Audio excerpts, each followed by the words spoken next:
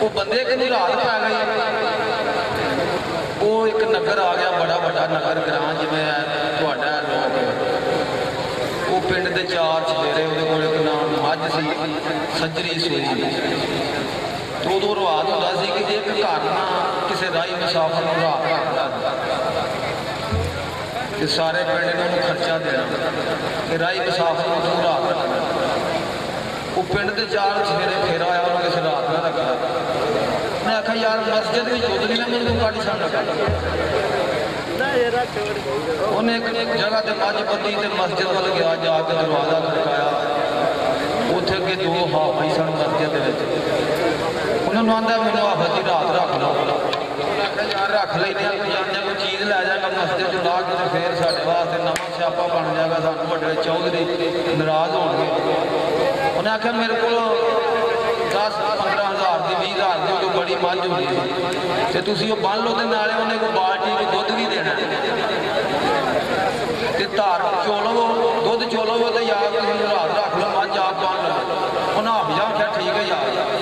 उन्हें मझ बन ली, मझ चो ली। उन्हें आख्या उन्हें दुध का की करिए, तो कवेड़ हो गई है, 10 का टाइम हो गया रात का 11 का।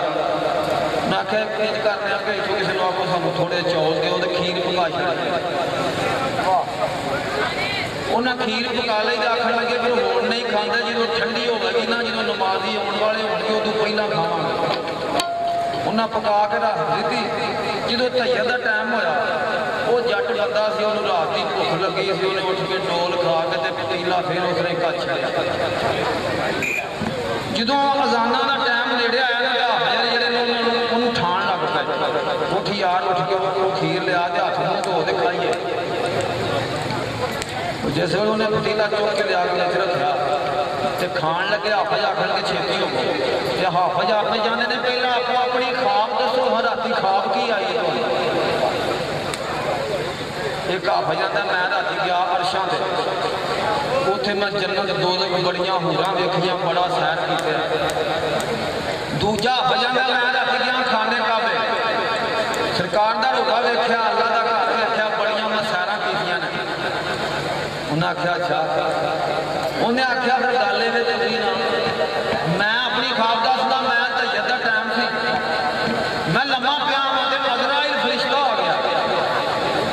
उन्हें मोढे ते बतैर रखी, आके मेरे धौन के उत्ते पैर रख दिता। उन्हें आख्या मैं तेरी जान कबल कर लेनी। उन्हें मैं पूछा क्यों? उन्हें आख्या उठ के खीर खा, नहीं तो मैं तेन छड्डना नहीं आ। तो मैं खीर उठ के खाधी है, तू खाने का पे गया था, ये अरशा से गया ही, तू गोली इतने जी मैं बड़िया आवाजा मारिया।